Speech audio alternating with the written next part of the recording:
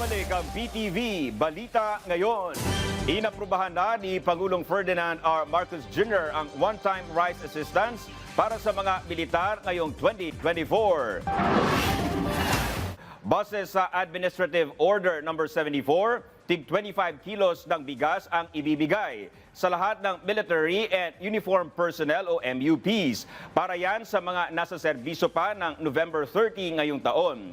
Kabilang sa mabibigyan ng bigas ang mga tauhan ng AFP at uniformed personnel ng PNP, BFP, PCG at iba pa. Batay sa kautusan, kukunin ang ipapamahaging bigas sa mga lokal na magsasaka na nakikibahagi sa Kadiwa program ng Department of Agriculture. Isasagawa sa mga itinalagang warehouse ang distribusyon mula Disyembre hanggang Marso ng susunod na taon.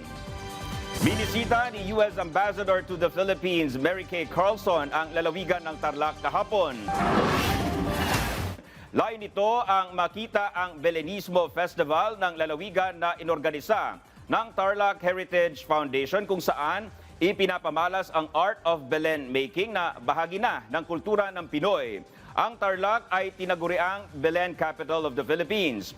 Kabilang sa mga mandato ni Carlson ang cultural diplomacy. Ito ang kauna-unahang pagbisita ng ambassador sa probinsya simula nang manalo si Donald Trump bilang Pangulo ng Amerika.